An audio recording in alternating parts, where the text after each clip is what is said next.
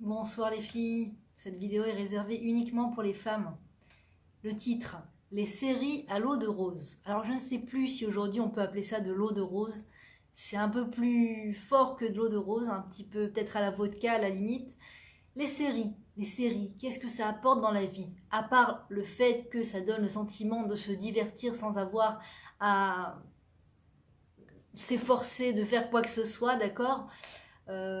Position pied en éventail, la télécommande à la main, on zappe de série en série. Bon, enfin, aujourd'hui, il n'y a plus vraiment de télécommande. C'est sur le téléphone que ça se passe. On passe de série en série, histoire d'amour, histoire de suspense, histoire de. Je sais même pas si on peut appeler ça de l'amour. C'est déjà même plus du domaine de l'amour, c'est du domaine de la folie. De la folie. Les séries. Les séries. Est-ce qu'on peut regarder des séries à Valvolo sans craindre de s'abîmer, d'abîmer sa vie, d'abîmer son intériorité? Est-ce qu'on peut regarder les séries sans s'inquiéter une seule seconde de l'impact que ces séries auront sur nous? C'est la question du soir. Je vous invite à y répondre si vous avez une idée. Est-ce que les séries ont un impact sur nous? Est-ce qu'ils ont un impact positif? Ou bien est-ce que les séries sont réellement destructives pour nous dans nos vies? Réponse, j'annonce la chute dès le début de la vidéo.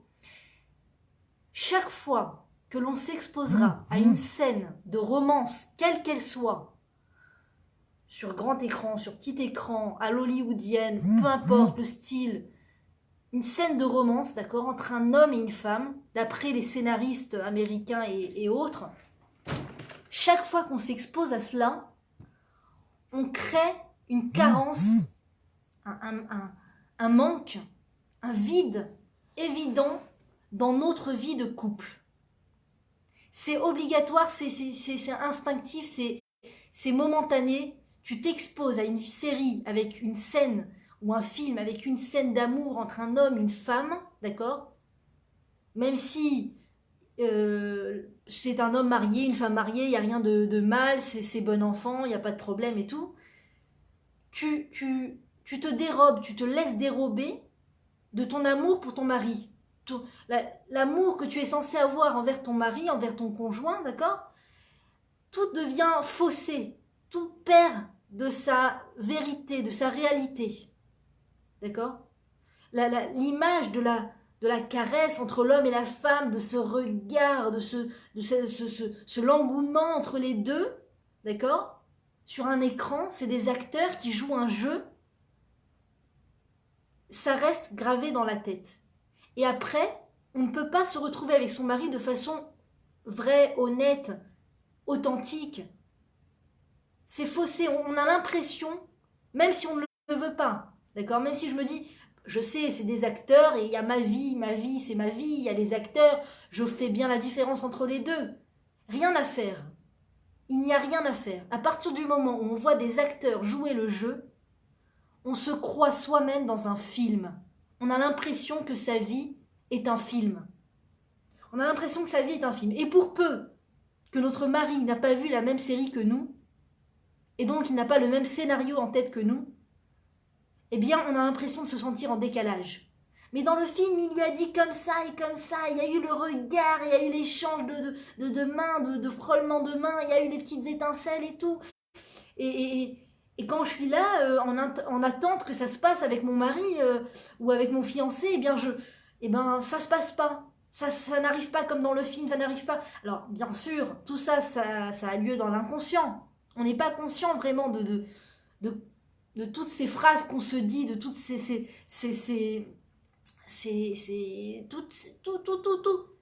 tout ce film dans lequel qu'on se monte dans la tête, quand on voit ces films, quand on voit ces acteurs jouer le jeu, on se rend pas compte, on n'est pas au courant vraiment de ce que ça réalise. Mais croyez-moi, quand on se retrouve avec son mari, il y a un grand vide, un grand manque. C'est le vide total. C'est le vide total. C'est comme un enfant qu'on mettrait dans un manège dans les montagnes russes, d'accord, et qui monterait, qui descendrait, qui monterait, qui descendrait de la journée, du matin au soir, du matin au soir, tous les jours de sa vie, d'accord? Si au bout d'un moment tu l'enlèves et tu le mets dans un petit manège pour enfants, vous savez, pour les tout petits enfants, là, les tout premiers manèges, tout doux comme ça, tout un manège normal. Mais l'enfant va se sentir blasé, l'enfant va sentir qu'il lui manque quelque chose, va sentir l'ennui, va se sentir frustré. Il a l'habitude des montagnes russes. Ça monte, ça descend, ça monte, ça descend, ça monte, ça descend. C'est pareil dans les séries, les films, c'est pareil, c'est pareil. Ça monte, ça descend, c'est des grandes, grandes émotions, des très fortes émotions, des choses interdites d'après la Torah, des choses très interdites.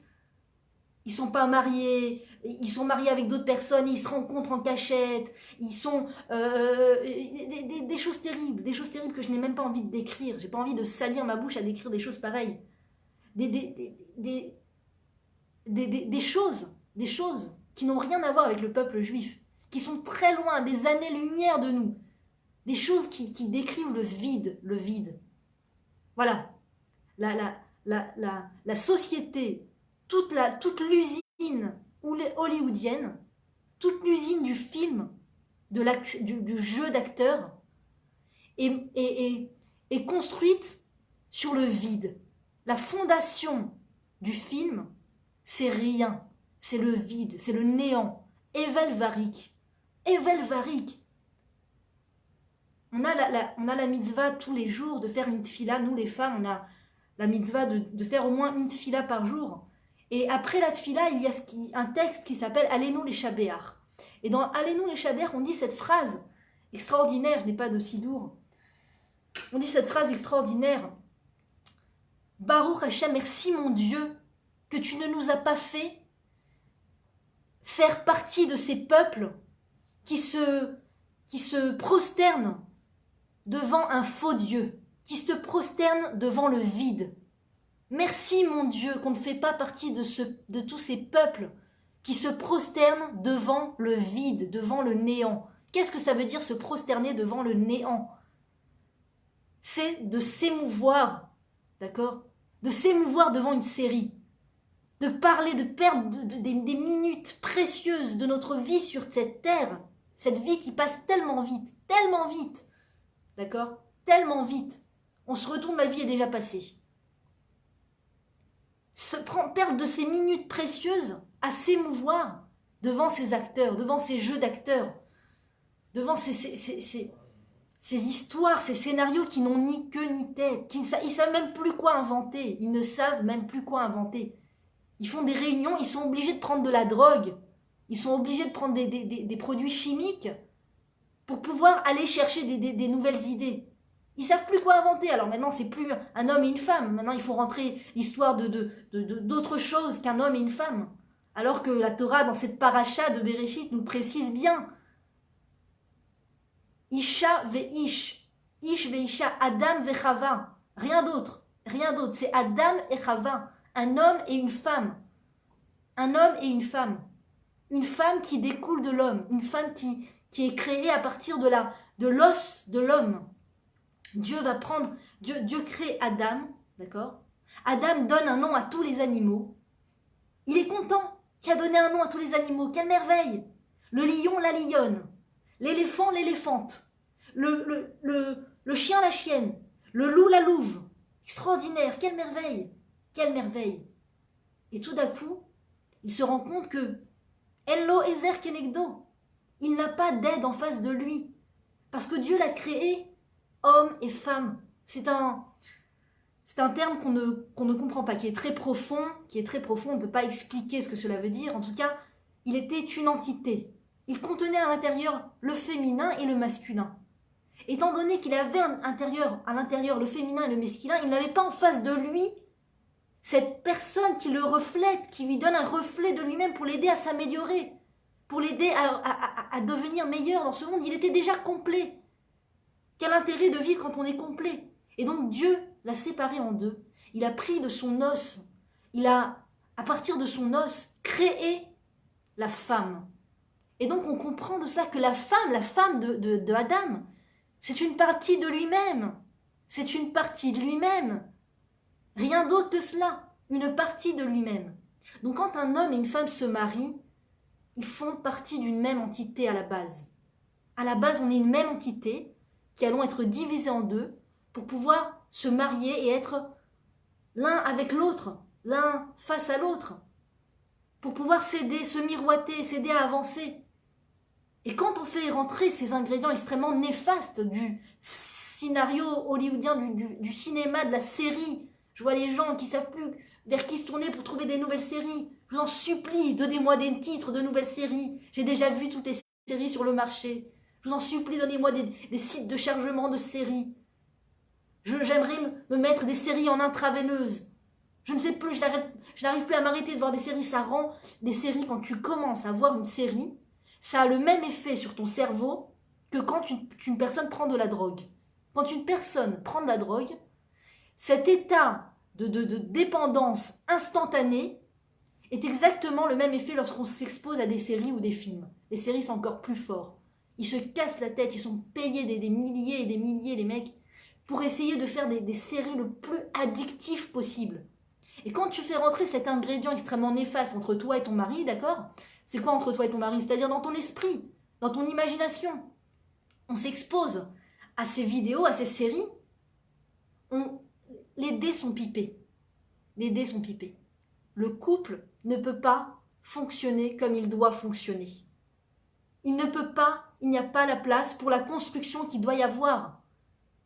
Il ne peut pas y avoir parce que ce film, cette série te plonge dans une imagination extrêmement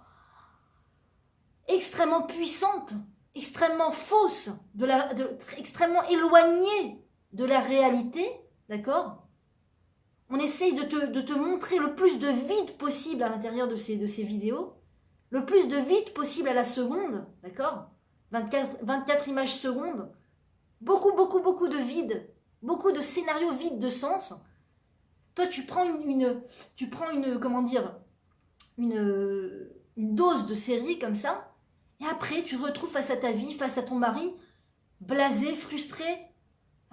Où sont toutes les émotions, toutes les étincelles que j'ai vécues dans la série Et tu te retrouves dans les fêtes familiales, dans les anniversaires et tout, et t'es comme vidé, t'as besoin de choses énormes. Je vois les gens font des choses de plus en plus énormes, des demandes en mariage de plus en plus qui sortent de l'ordinaire, de plus en plus, juste pour être filmés, juste pour faire des vues. Les gens sont prêts à faire et déjà que de construire un couple, déjà c'est pas simple.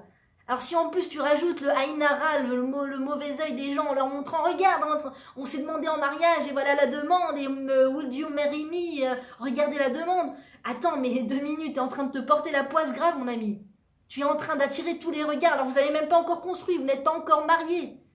Pourquoi mettre sur un plateau, pourquoi faire du lien conjugal une histoire de m'as-tu vu, une histoire de je montre à tout le monde comment je suis super, j'ai des goûts extraordinaires en choix de couleurs de ballons et en choix de bijoux et en choix de confettis. Et regarde, si c'est entre l'homme et la femme, d'accord, qui veulent se faire une surprise entre eux pour se demander en mariage, ils veulent se faire un kiff.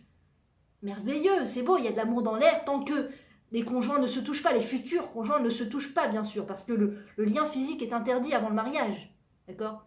Si tu fais une super demande en mariage, mais qu'il n'y a pas la shmirat neguia, l'essentiel n'est pas là, d'accord? L'essentiel n'est pas là. Tu peux te faire la plus belle demande en mariage, si on se touche avant le mariage, ça pose problème, ça pose problème. Pour avoir, la bénédiction vient de Dieu, d'accord? Dieu va décider si ton couple va fonctionner ou pas. Dieu va t'envoyer la bénédiction, et en fonction de tes mérites, en fonction de si tu es sur le bon chemin, tu vas pouvoir être réceptacle de cette bénédiction-là. D'accord? En l'occurrence, se toucher avant le mariage, c'est une chose que Dieu ne conçoit pas. La Torah nous interdit le lien physique, même la bise, même le petit frôlement de doigts entre un homme et une femme qui ne sont pas mariés. Donc, si on veut pouvoir être réceptacle de la bénédiction pour que... C'est quoi le but? C'est quoi le but? De dire à tout le monde, je me suis mariée, de montrer à tout le monde les photos du mariage, de montrer à toute la terre entière la vidéo de la demande en mariage. C'est ça le but. C'est ça s'arrête là, quoi. Alors le lendemain de la demande en mariage, c'est fade. Ça y est, on a fait la demande en mariage. Qu'est-ce qui reste? Le mariage, on va faire un truc de ouf. On va filmer, on va mettre la vidéo sur YouTube, on va faire comme un film hollywoodien et tout. Mais qu'est-ce qui reste? Alors, quand le mariage est fini, qu'est-ce qui reste? Ah, vous avez vu, et après les gens, ils parlent du film pendant des années. Ah, ils te rappellent le film qu'on a fait, ils te rappellent la photo, ils te rappellent la demande en mariage, ils te rappellent... Mais après, la construction, d'accord? Et le passouk dans la Torah. Alken Yaazov ish et aviv et imo vedavak beishto ve'ayu lebasar echad. Enfin, l'homme quittera son père et sa mère, se collera à sa femme, et ils ne formeront qu'une seule chair. Qu'une seule chair. C'est ça le programme, le but de la base de tout. D'accord? Et si quand on va pour se marier, si quand on va pour avoir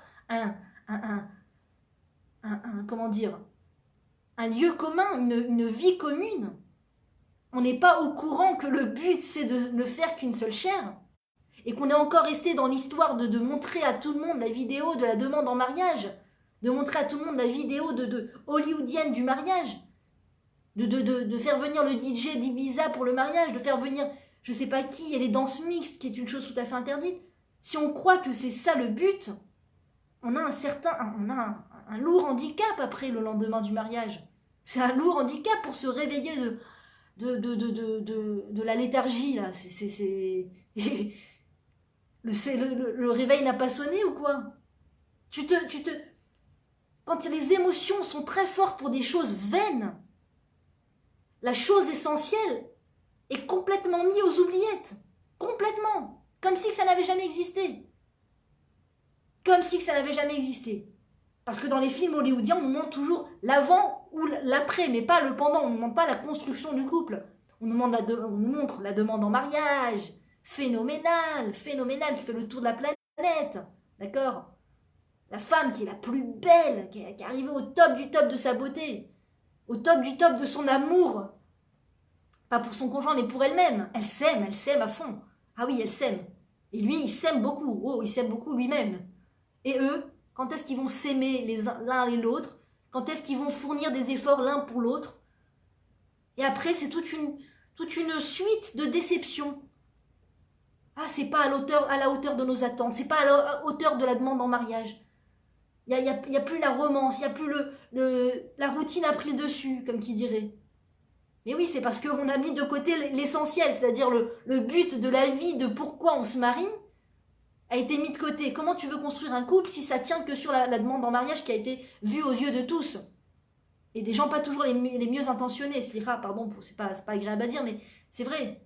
À force de montrer à tout le monde, pas. Des fois, tu réveilles la jalousie chez les autres. Il sait pas qui sont jaloux, mais il y a une façon de faire les choses qui rend les gens jaloux. Ils n'ont pas demandé à être jaloux, et toi tu leur colles devant la tête la bague super diamant alors qu'eux ils n'ont pas réussi à l'avoir, tu leur montres le restaurant que tu as réussi à faire alors qu'eux ils n'ont pas réussi à faire autant, et ça révèle la jalousie chez l'un, chez l'autre, et l'esprit de compétition. Et le mariage, le lien conjugal ne devient qu'une vaine histoire de compétition, de qui a fait mieux que qui a battu qui avait les cheveux les plus longs, les plus blonds et les plus brillants, etc. La robe la plus chère. La robe la plus chère, mais quand tu mises sur le rat des pâquerettes, quand on mise sur le rat des pâquerettes, il ne faut pas s'attendre à des grands résultats après au niveau de la construction du couple. Et donc toutes ces séries, tous ces films sont les premiers responsables de cette vie Euro Disney N, si on peut dire. Ma vie, c'est Euro Disney tous les jours, quoi. Ma vie, il faut que ça soit Euro Disney tous les jours. Et donc, pour se remettre de la triste déception c'est pas la demande en mariage tous les jours après le mariage, d'accord? C'est pas le même niveau émotionnel que le jour de la demande en mariage après le mariage. Alors, on se met à regarder des séries, on se met à regarder des films pour ressentir les émotions. Mais sachez que toute cette usine de films sont les plus grands voleurs d'émotions. Les plus grands voleurs. Ils nous donnent des fortes émotions sur le moment, et après on est blasé, vide. Quand on est censé ressentir des émotions, d'accord? Mon enfant a fait ses premiers pas, mon enfant a dit ses premiers mots de Torah,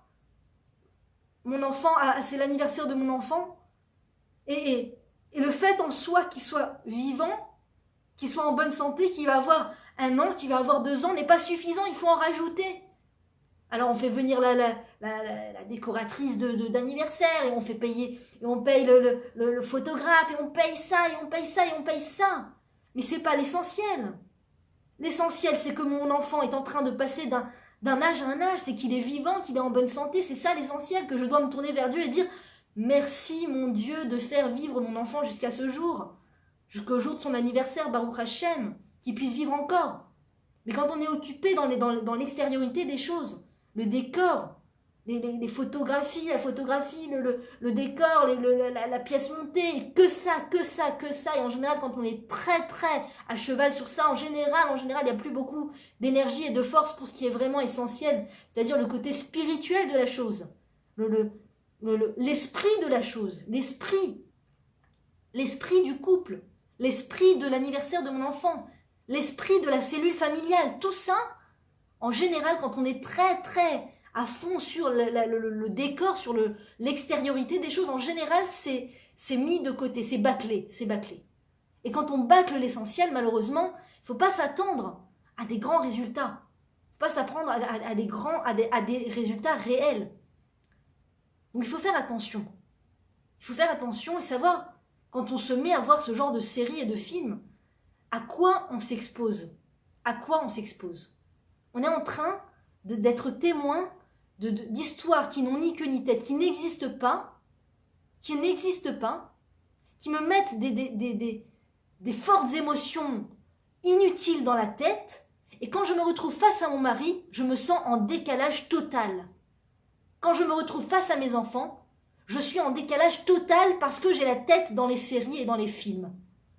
Et après, on ne sait plus, c'est la panique, on n'arrive pas à s'en sortir, on n'arrive pas à trouver du goût au sein de la famille. On a toujours besoin de s'échapper vers ça, de s'échapper vers la série, de s'échapper. Et chaque instant que Dieu préserve, chaque instant passé avec les enfants, le conjoint, c'est vite, que je puisse être devant ma série, que je puisse être devant mon film. Vite au lit, vite.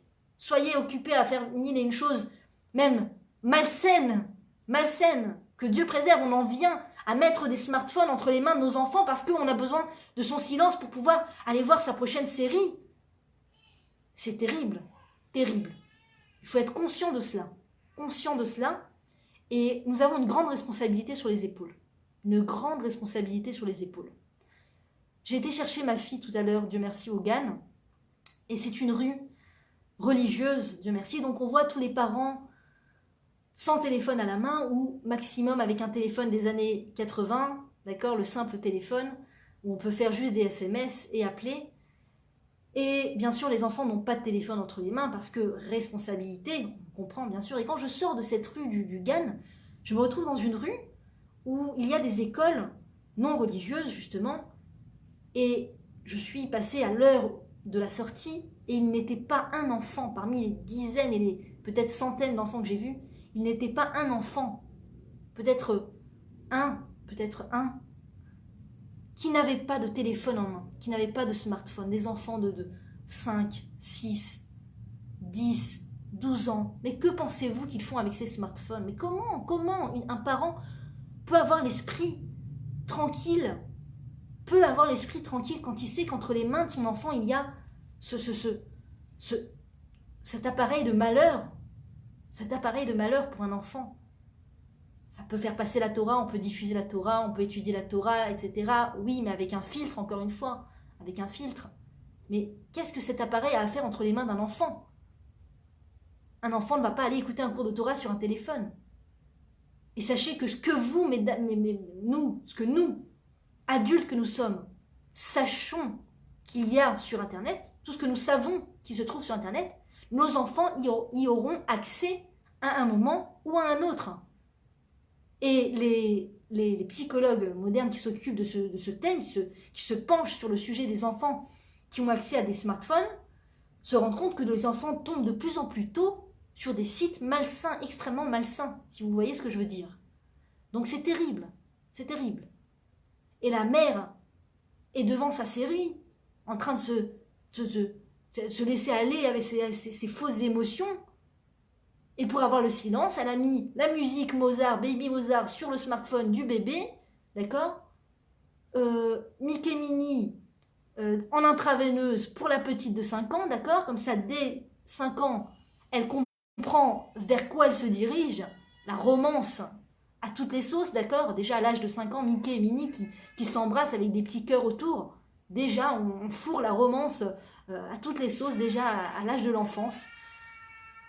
C'est une très mauvaise influence que de mettre nos enfants devant des dessins animés, des films, où il y a toutes ces histoires. De manière générale, des dessins animés, ils n'ont pas besoin de voir des dessins animés. Les enfants se suffisent de la réalité. Croyez-moi, les enfants se suffisent de la réalité. La réalité est goûteuse, la réalité est pleine de goût pour les enfants. Et nous, adultes que nous sommes, blasés par la vie et par le nombre de choses qu'on a pu voir sur ces écrans, on croit que nos enfants ne peuvent pas vivre sans. Mais dès que je leur enlève, c'est la crise. Dès que je leur enlève des mains, c'est la crise, ils sont accros. Mais pourquoi ils sont devenus accros? C'est la question. Il vaut mieux faire pleurer. Le but d'un parent, ce n'est pas de rendre un enfant silencieux, ce n'est pas d'avoir des enfants silencieux. Le but d'un parent, c'est de tenir bon, au prix même d'entendre son enfant pleurer, mais de lui refuser ce qui est mauvais pour lui. C'est la responsabilité d'un parent. Et c'est pas parce qu'on leur a donné des smartphones qu'on ne peut pas faire marche arrière. On peut faire tchouva à n'importe quel moment. Et il est d'urgence de faire tchouva quand on a laissé des smartphones entre les mains de nos enfants. Même des jeux qui ressemblent à des smartphones. Aujourd'hui, ils imitent les smartphones. C'est pas un smartphone. C'est pas un smartphone. C'est digital. Ça a la taille d'un smartphone. Ça a l'allure d'un smartphone. Ça a le goût d'un smartphone. C'est la musique du smartphone. Ça a l'odeur du smartphone. C'est pas un smartphone. C'est pas un smartphone. Déjà, c'est juste une montre digitale comme ça. Déjà, l'enfant, à 6 ans, il développe un toc de vérifier de façon digitale l'heure sur sa montre. Déjà de façon, il va développer le toc de sa petite tablette. C'est pas Internet, hein, c'est pas, mais c'est une petite tablette pour enfants. C'est juste la musique, des jeux de mémoire. Mais tu sais, ça existe toujours les jeux de mémoire à l'ancienne. Hein, tous les jeux qui existaient à l'époque existent encore. Ils n'ont pas besoin oui, mais c'est pour le réveil, c'est son réveil. Il arrive mieux à se lever depuis qu'il a son smartphone. Oui, mais ça va pas durer longtemps. Il va vite finir par devenir un no-life, comme ils appellent ça. Que vous compreniez. La création de centres sevrage pour les jeunes sont de plus en plus nombreux à être construits. Il y a de plus en plus de centres pour sevrer les jeunes, même déjà le plus jeune âge, parce que les jeunes n'ont pas cette capacité de l'adulte. Déjà, nous les adultes, c'est très difficile de se mettre des limites. Il faut être honnête. Quand on est accro, il faut le reconnaître. Quand on est accro, il faut le reconnaître. Et prendre les choses en main pour se sevrer. Imagine si nous, les adultes que nous sommes, étant censés être construits de l'intérieur, comment déjà on est déjà accro à tout ça. Mais comment tu veux qu'un enfant de 10 ans puisse tenir devant ce tsunami, cette vague d'Internet? Non, c'est juste les jeux. Non, c'est tous les enfants de son âge long, tous les enfants de sa classe long. Donc je ne suis pas cruelle, je ne vais pas laisser mon enfant sans smartphone, il va se sentir amoindri par rapport aux enfants de sa classe. D'abord, chercher des écoles où les parents sont suffisamment responsables pour ne pas laisser des smartphones entre les mains de leurs enfants. Et les écoles sont nombreuses. Les écoles religieuses, d'accord, où ni les gens qui s'occupent des enfants, d'accord, ni le personnel, ni les enfants n'ont de smartphone entre les mains. Il y a des écoles comme cela en Israël, beaucoup, où les smartphones sont totalement interdits dans les écoles. Déjà. Et ne pas laisser un smartphone entre les mains de son enfant. C'est évident. Il n'y a aucune bonne raison pour laquelle on devrait laisser un smartphone entre les mains de son enfant. L'enfant veut un réveil, je t'achète le plus beau réveil. Ils vendent toujours des réveils, hein, ça se fait toujours. C'est Amalek qui rentre, c'est le cheval de Troie. C'est juste pour c'est juste pour la lampe de poche. C'est juste pour le réveil. Mais oui, mais Amalek a pensé à tout. Il a pensé à tout. À tout. C'est le mobile, c'est le nouveau mobile de mon enfant. C'est le talkie-walkie de mon baby talkie-walkie. Comme ça, tu mets le smartphone à côté de l'enfant, il a déjà 0 mois déjà, il t'a déjà le smartphone dans le petit, d'accord. Au lieu de, les gens mettent des photos des rabbis, tu sais, des photos des rabbis dans les lits pour faire une bonne influence pour les enfants. Pour que déjà, dès le plus jeune âge, l'enfant puisse regarder des personnes de grande envergure devant leurs yeux, des personnes d'une grande spiritualité. Et il y a le rabbi smartphone, d'accord? Il y a le rabbi smartphone qui est là. L'enfant, dès l'âge 0, il s'habitue à voir ça, à toucher, à... Mais c'est grave, c'est très grave, c'est très très grave. Très très grave. Et rien ne vaut le silence de nos enfants, rien, rien. Même si on a envie de regarder les séries, même si on est accro à tous ces films, ça ne vaut pas le coup de mettre des smartphones entre les mains de nos enfants. Et il faut se sevrer, les amis. Il faut se sevrer.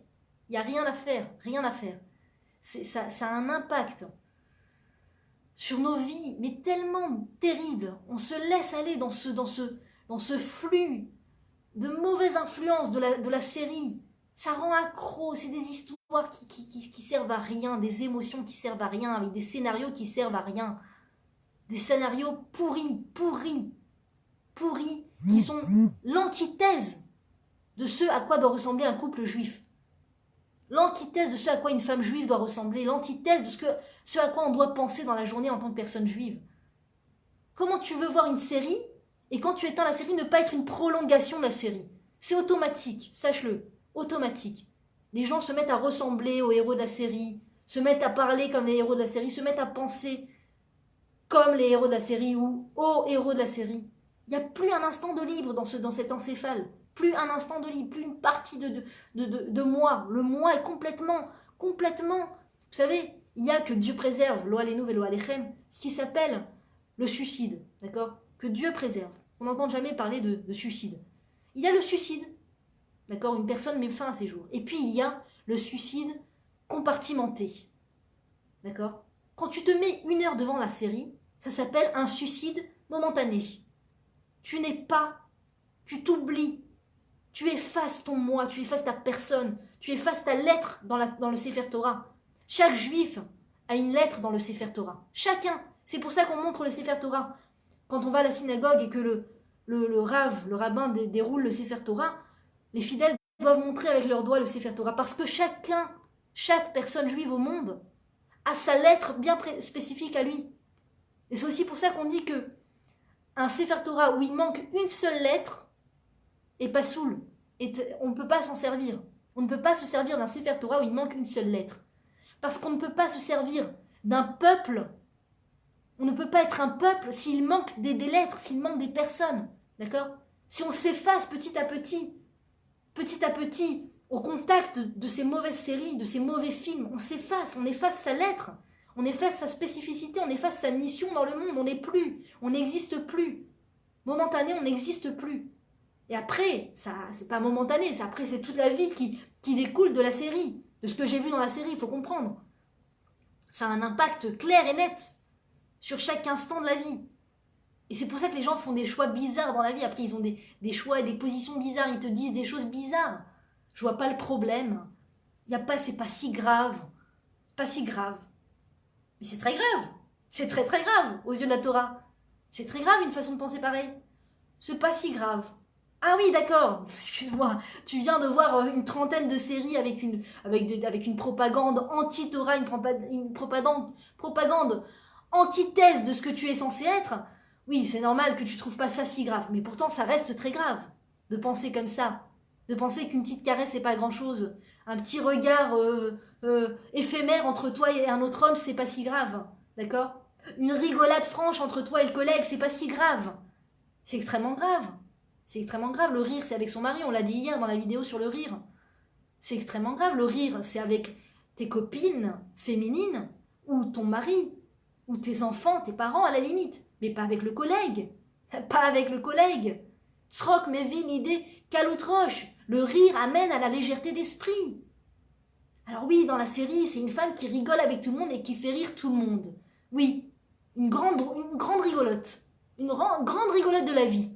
Elle a un humour extraordinaire, un humour exceptionnel. C'est la plus forte de la boîte, c'est la plus créative de la boîte, exceptionnelle. Elle fait tomber tout le monde comme des mouches, exceptionnelle. Exceptionnelle. Le grand vide, comme on appelle ça chez nous. Le grand vide. Evel Varik, il n'y a rien, c'est vide. Mais non, mais c'est une femme d'envergure, c'est une femme qui s'est réalisée. C'est une histoire pétillante, Après, elle est amoureuse de son patron, mais son patron, il est déjà marié, donc il faut qu'il fasse des compromis. Après, il se voit en cachette, et tout ça. Du grand n'importe quoi. Du grand n'importe quoi. Hachem Yirachem, Hachem Ishmor, tous ces gens qui écrivent tous ces scénarios devront donner des comptes. C'est terrible, terrible. La mauvaise influence qu'ils répandent dans le monde. Et les gens, les pauvres chéris, ils se retrouvent face à leur couple, complètement désarmés. Et leur couple leur passe sous le nez, ils ne comprennent pas. La routine, il n'y a plus personne. Toc, toc, toc, il n'y a plus personne. Il n'y a que les acteurs, les actrices, les séries, le jingle. Mais alors la personne elle-même, elle est plus. Mais quoi la routine? Toute la Torah est là pour justement t'éviter la routine. Toute la Torah est justement là pour te mettre exactement les émotions que tu dois ressentir au moment où tu dois le ressentir. Le mikvé, les moments où tu ne peux pas toucher ton mari.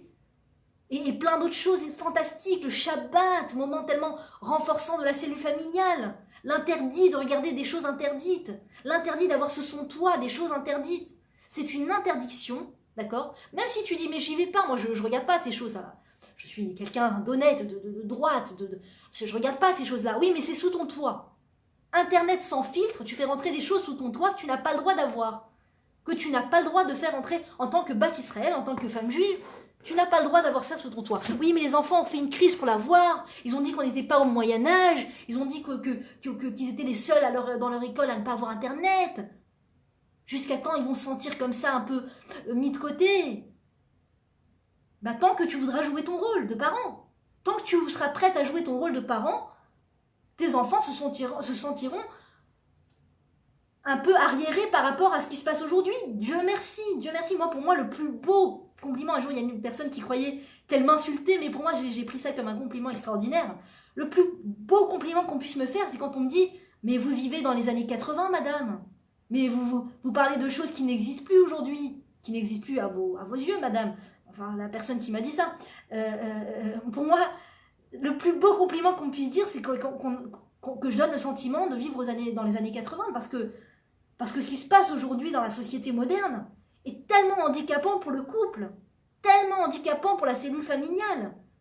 Toutes ces séries, et les gens vont en couple au cinéma. Et imaginez l'absurdité. D'accord? Ils y vont main dans la main.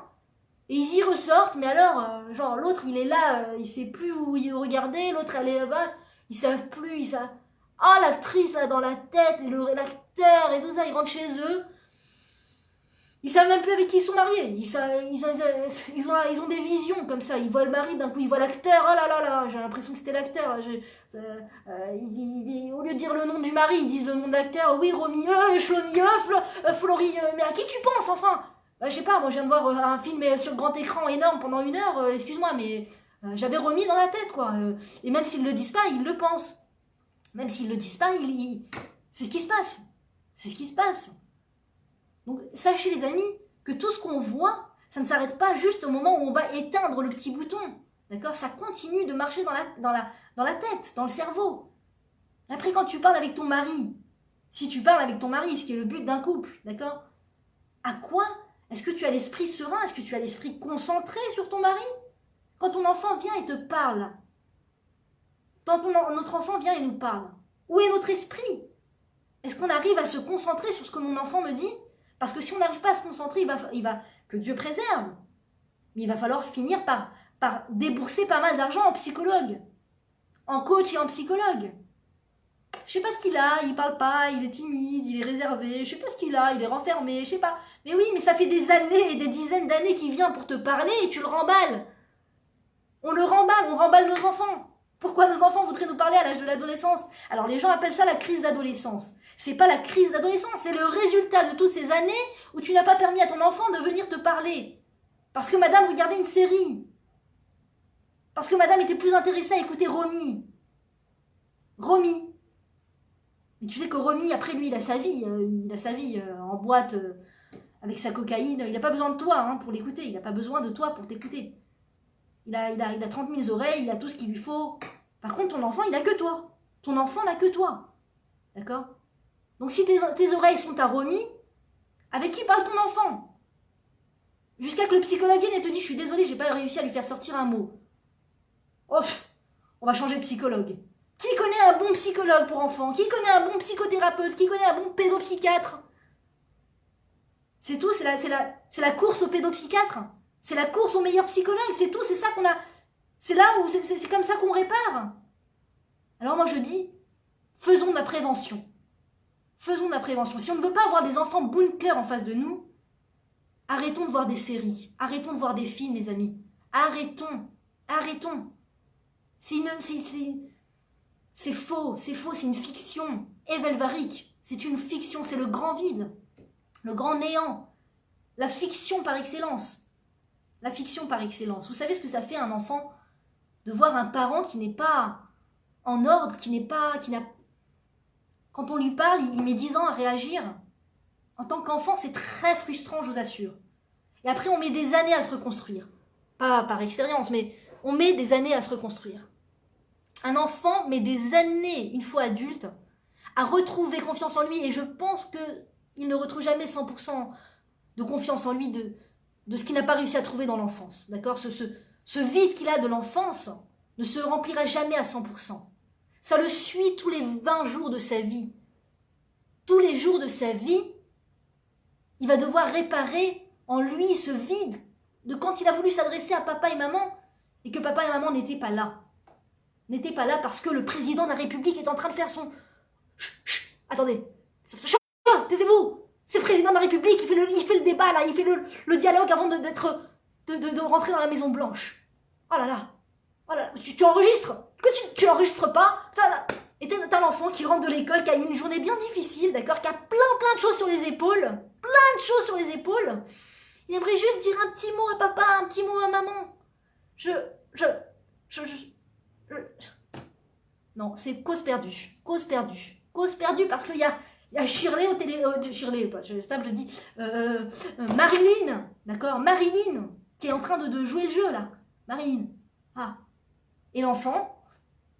Maman, je n'ai pas eu mon cahier. Encore, tu as oublié ton cahier. Je viens de recevoir un WhatsApp de la maîtresse. Tu n'as pas amené ton cahier à l'école. Oh, tu n'as pas amené ton cahier à l'école. Mais le fait qu'il n'ait pas ramené son cahier à l'école, c'est un symptôme. C'est un résultat. C'est un résultat de trop de Marilyn. De trop de Marilyn dans la tête. Aujourd'hui, on entend de plus en plus d'enfants qui prennent des médicaments. D'accord ? C'est quoi la solution ? On va donner aux enfants des médicaments. Je ne sais plus comment ils appellent ça. Des médicaments. Parce qu'ils n'arrivent pas à être concentrés, les enfants ne sont pas concentrés, ils ne savent pas tenir sur une chaise. Et après, les parents font la morale aux enfants.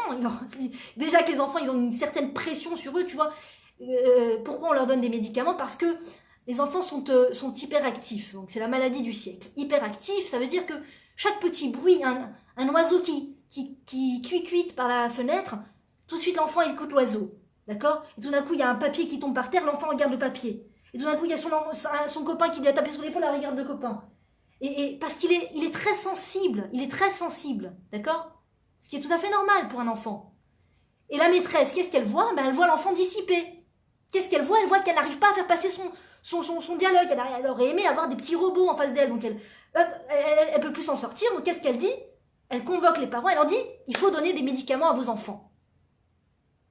Mais il faut comprendre que l'enfant hyperactif, c'est aussi le résultat d'un parent hyperactif, d'un parent qui ne sait pas s'arrêter au bout d'un moment et se mettre en mode serein, en mode je t'écoute mon chéri, je suis là pour toi, d'accord, sans hein, quoi, pardon, qu'est-ce que quoi, attends. Quoi? Et les enfants, taisez-vous! Attends, je partage. Allô, oui, chérie, 2 minutes. Allô, oui. Oui, vous m'avez appelé, oui. Oui, bonjour, oui. Oui, c'est pour le rendez-vous. Oui, merci beaucoup. Les enfants, taisez-vous. Oh, un message. Qu'est-ce qu'il y a? Qu'est-ce qu'il y a? Attends, Comment tu vas avoir des enfants concentrés en cours? Comment? Avec un exemple pareil. Comment tu veux avoir des exemples? WhatsApp, les SMS, les réseaux sociaux, les séries, tout. Oui, mais c'est pour la lampe de poche. Oui, non, mais c'est juste parce que regarde, je reçois des cours de Torah. Tu reçois des cours de Torah et tu reçois aussi pas mal de choses inutiles. Oui, non, et je peux sortir du groupe quand je veux. Tu peux sortir du groupe quand je veux, c'est pas sûr. D'accord? C'est pas sûr, parce que quand tu sors, machin a quitté le groupe, ça se fait pas, j'ai honte, ils vont se vexer. Je reçois, mais je lis pas. 613 messages en absence. Non, je lis pas. Mais tu crois vraiment que ton Yetzer Hara, il va te faire tenir? 600, la petite alarme avec les petits messages dessus, tu crois que tu vas réussir à tenir? C'est un tsunami énorme. Pour nous voler notre esprit. Nous voler notre esprit. Avez-vous vu la dernière série? Avez-vous acheté le dernier objet en solde sur l'application Wish? Ils te mettent des pubs comme ça, des mecs qui achètent des trucs, c'est le plus beau jour de leur vie, le jour où ils reçoivent leur truc. Et les enfants, ils sont comme ça devant les parents. C'est quoi papa? C'est quoi maman? C'est la commande les enfants, c'est la commande! Mais quoi? Tu vas me dire que ta vie tourne autour d'une commande? Ta vie tourne autour d'une commande? Ta vie tourne autour d'un achat? Tu amènes tu te maries, tu amènes des enfants dans ce monde pour acheter des choses. Pour acheter des choses. Je ne sais pas quoi vous dire. Et d'ailleurs, quand nos enfants nous parlent, la petite oreillette, enlevez-la. Enlevez-la parce que les enfants la voient, l'oreillette. Les enfants voient l'oreillette. Oui, mais c'est Bluetooth, ça se voit pas. Les enfants voient. Les enfants ressentent. L'enfant te parle. Quoi, chérie? Attends. Oui, mon chéri. Oui. Non, c'est pas toi que je parle. Oui, mon chéri. Comment tu vas avoir un enfant concentré? Comment c'est possible? À la base, l'enfant, il vient sur Terre concentré, je t'assure. Il a tout le potentiel pour être un super concentré. Mais l'image, l'exemple, l'exemplarité. Il a tout pour être honnête, il a tout pour être droit. Ce sont des âmes de la venue du Mashiach. Ce sont des âmes extrêmement formidables, fantastiques, avec des aptitudes extraordinaires. Mais quand on ne les nourrit pas avec la bonne nourriture, quand ils ne sont pas nourris avec la bonne nourriture, la terre d'Israël, la Torah d'Israël,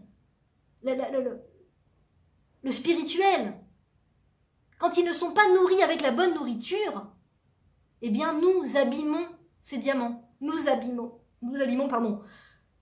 ces âmes. On n'abîme pas une âme reste toujours intacte. Mais nous abîmons les aptitudes extrêmement développées de ces enfants, les aptitudes extrêmement spirituelles de ces enfants. On ne se rend pas compte. Que c'est nous qui poussons nos enfants à nous parler de Mickey et Minnie. Ah, c'est extraordinaire, il a dit Mickey. Il a dit son premier mot, Mickey. Mais d'où il allait sortir ce mot? Mickey. Bah, des films que tu lui colles devant le nez. Mais si tu lui avais mis autre chose, si tu l'avais amené au Talmud Torah, il t'aurait dit Aleph Bet. Il t'aurait dit Moshe, comment on dit? Torah Tsivalanu Moshe Moracha, Keilat Yaakov. Il aurait pu te le dire aussi à 5 ans. Mais tu lui as mis la clé USB Mickey Mini. Tu lui as mis, je sais pas qui, Power Rangers, je sais pas qui. T'as mis la clé USB Power Rangers. Qu'est-ce que tu veux qui sorte de sa bouche? Batman et machin. Qu'est-ce que tu voulais qu'il te dise? Mais il aurait pu dire Torah Tsivalanu Moshe Moracha Keilat Yaakov. Il aurait pu le dire.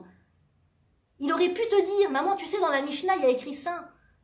Maman, tu sais, il faut prélever sur le fruit avant de le manger. Maman, tu sais, il faut prélever la chala. Tu as prélevé la chala, maman?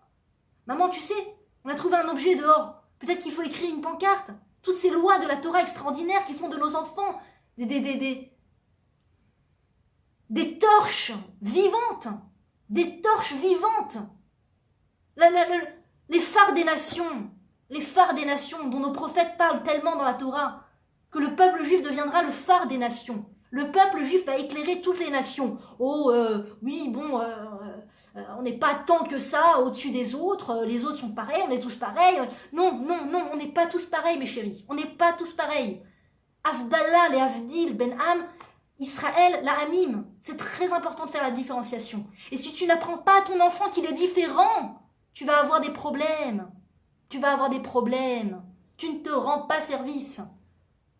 Le chemin le plus court s'avère en vérité être le plus long. Quand tu mets la clé USB Mickey Mini, quand tu la mets dans une école où tu n'as pas vérifié avant si les parents laissent des smartphones entre les mains de leurs chérubins. Quand tu mets ton enfant, tu envoies ton enfant aux 4 vents de toutes les mauvaises influences qui sont au monde, quand tu lui montres que tu es très très très contente quand tu viens de recevoir ta commande de Wish, d'accord? Quand est-ce que maman est contente? Quand elle vient de s'acheter quelque chose. Quand est-ce que maman... Mais le centre de la vie d'une personne, c'est la Torah. C'est comment dire, l'admiration que nous devons avoir pour les rabbanim, pour les enseignements de Torah. C'est ça qui doit nous réjouir. Les fêtes, la spiritualité, la Torah. Alors quand un enfant voit que sa maman est très contente pour des choses très matérielles, eh bien elle apprend à son enfant à être un enfant très matérialiste. Et quand son enfant est un enfant très matérialiste, à l'âge de 10 ans, ça ne se ressent pas encore trop, mais à l'âge de 16 ans, tu entends des mamans qui explosent en disant « mais j'en peux plus, il veut tout, il a qu'à aller gagner son argent, il veut tout, il veut tout, il veut encore des baskets, il veut encore des téléphones, il veut encore ça, mais combien il va me demander, combien ?» Mais il aurait pu te demander autre chose aussi. Il aurait pu te demander des choses plus spirituelles, il aurait pu te demander « maman, on peut aller au Kotel ? Maman, on peut aller au musée du Beth Amikdash ? Maman, on peut aller faire tachlir, maman, on peut aller, je sais pas moi, regarder l'arche de Noé dans le... Je sais pas, mille et une choses. C'est toi qui fabrique, c'est toi qui met toutes les émotions et les aptitudes et les volontés chez ton enfant. C'est nous, nous sommes responsables. Et ne pas mettre la pression sur nos enfants chaque fois qu'on entend des mauvais échos de la part des professeurs. Il faut se remettre en question, se remettre en question. Il n'y a que quand on se remet en question que nos enfants peuvent évoluer. Nos enfants sont notre miroir, ils sont là pour nous apprendre, pour nous aider à évoluer. Ils sont nos maîtres, ils sont nos premiers maîtres, nos plus grands maîtres. Donc quand nos enfants ont des difficultés, c'est parce qu'avant tout, on doit se remettre en question. Avant tout, on doit se remettre en question. On doit prendre ce téléphone et le jeter aux oubliettes. Le jeter, le sortir de la maison. Mettre un filtre à la maison. Un filtre internet. Il est encore temps. J'ai entendu une histoire un jour d'une personne qui est venue se plaindre auprès d'une enseignante d'éducation, une grande enseignante d'éducation, et elle lui a dit « Je ne sais plus quoi faire avec mon enfant, le professeur nous a dit qu'il fumait de la drogue, qu'il l'avait surpris en train de fumer de la drogue, on ne sait plus quoi faire, etc. » Et donc l'enseignante lui a dit « Prenez votre enfant et allez faire un tioul avec lui 2 jours entiers. » Et le parent a dit « Ah non, j'ai pas le temps. » Et la professeure lui a dit « Ne vous attendez pas à ce que ça évolue. » Voilà mes très chères dames, partagez, à très bientôt.